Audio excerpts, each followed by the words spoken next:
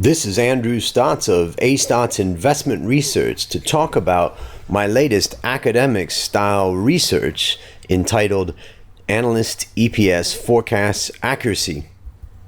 Remember our academic style research format. We start with a question, we review prior literature, develop a hypothesis, select and clean data, set up our methodology, review the results, and advise how to apply to improve investment decisions. So let's start off by studying the behavior of financial analysts. The question I have is, are financial analysts' earnings forecasts accurate? Well, let's talk about the review. I've intensively reviewed 45 papers that found that analysts are optimistically inaccurate. Analysts were generally inaccurate and optimistic. Prior research calculated this inaccuracy. They also tried to identify whether error had a pattern to it and considered both individual analyst performance as well as consensus earnings forecasts. There's 7 issues from prior research that I see.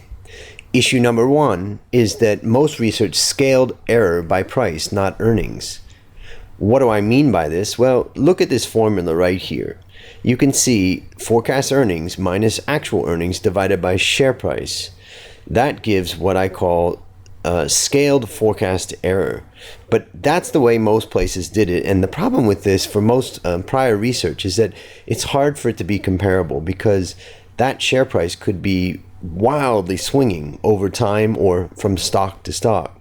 So therefore, what I do is scale the error, which is the difference between the forecast and the actual, by the actual earnings.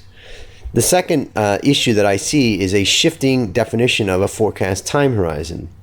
So basically, if we look at an analyst that was 20% in error, analyst number 1, 12 months prior to when results came out, and analyst number 4, who was 20% in error 1 month before results came out, are they equally accurate? No, they're not, because analyst number 4 had 11 months of information and data. So we're not really comparing apples to apples. So we must make sure that we're always comparing apples to apples. Now, the next issue I saw was execution time frame.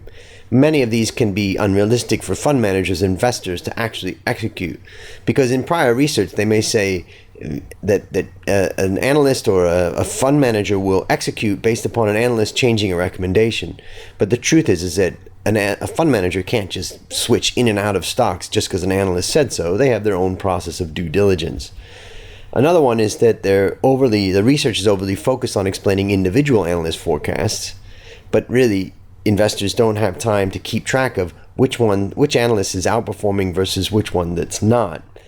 And also, the research has shown that analysts have been better as reporters, not originators. In fact, some great research has recently shown that analysts are just piggybacking on the prior news that has come out from the company and adjusting their earnings from that. So the news was actually the originator of the information. The analyst just adjusted to it. And then also what I would call underutilized research. There's actually some research that shows that people don't use research. So therefore, even though there may be a knowledge of where there's an opportunity, people aren't reading it and aren't taking advantage of that. And then you've got the cost-benefit analysis, because analysts are paid a pretty penny to do their job, and it's not often that can be offset by the benefit that can be derived over a long period of time. So now let's move on to the hypothesis. Hypothesis is financial analysts are optimistically wrong. Number 2, they were more wrong in emerging markets. Let's talk about the data.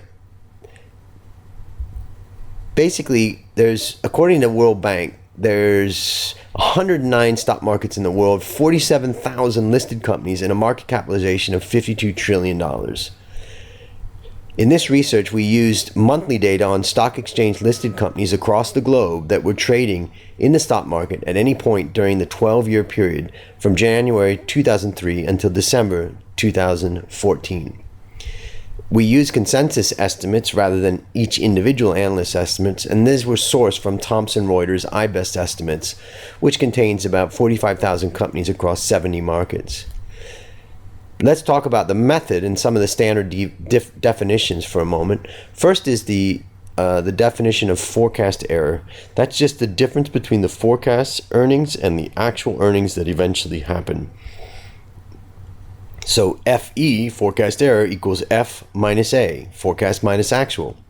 Now we can scale that and we call it scaled forecast error, which is just the FE or forecast error relative to something such as share price or actual earnings.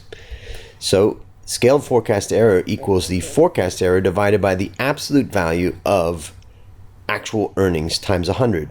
Again, I use actual earnings, not share price, in scaling the forecast error. Remember that the absolute value in the denominator assures that the correct calculation emerges in cases of A, or actual, being a negative value. The other standard definition here is absolute forecast error, which is the absolute value of the difference between forecast and actual earnings.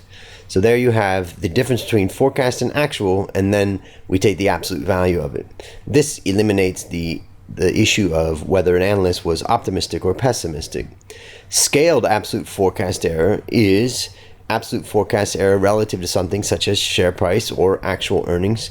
And yes, you've got it right. I look at scaled absolute forecast error relative to actual earnings.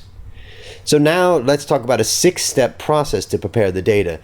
I spent a lot of time trying to figure this out, and I'm going to walk you through how I did it. First, I created the starting data set. First, you have to select the minimum size of companies, otherwise you have too much data.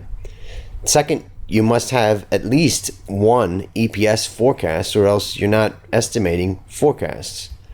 And I require that you have to have one target price and recommendation at least, because I want it to be a full forecast, comprehensive coverage. Now, once we've done that, we've got a short list. Now you apply some filters to this starting data set. The first we want to do is remove tiny numbers that produce an extreme scaled absolute forecast error. So very tiny numbers can produce 10,000% in change when in fact it's almost meaningless. The next thing we have to do is think about how we should truncate extreme scaled absolute forecast error, meaning cut off the extreme positive and negative numbers. And finally, we need to select the minimum number of analysts. Right now, I've said that there has to have at least one EPS forecast, but maybe if we were looking at the average of analysts, then maybe we couldn't have one. We'd have to at least have two. So if we go through that process, I won't bore you with the details. I'll just show you my selection. So first of all, for minimum size, we started with greater than or equal to $50 million market cap. Next, we must have at least one EPS forecast and, as I said, at least one target price and at least one recommendation. Next, I removed tiny numbers that produced an extreme scaled absolute forecast error, and the point that I selected was any tiny numbers that are less than or equal to 0.04 that also produced a scaled absolute forecast error greater than 200%. So if it did not produce a significant error greater than 200%, then I left that small tiny number in. Then I truncated the scaled absolute forecast error, which basically means I removed outliers that were plus or minus 500%.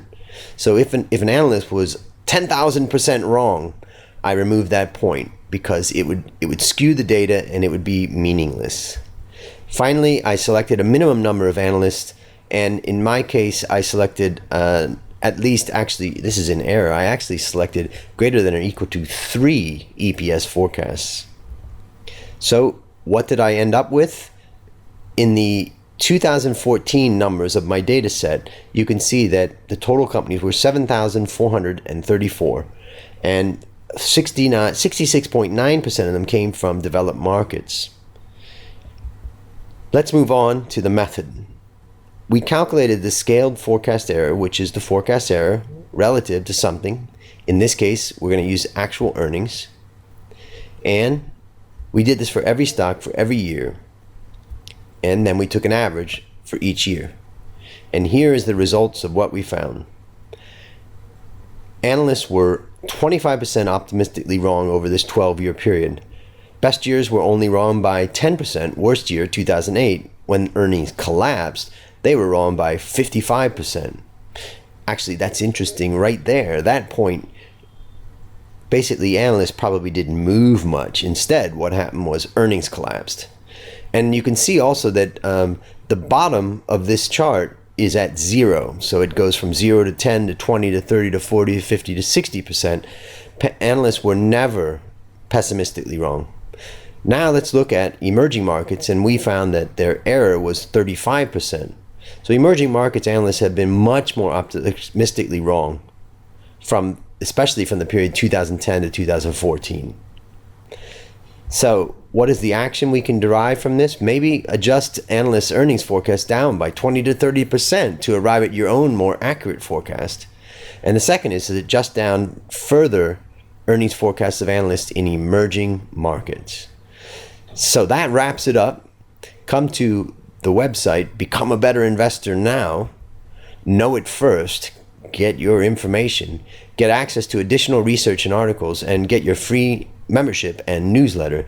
Just go to babinow.com/join. Have a great day.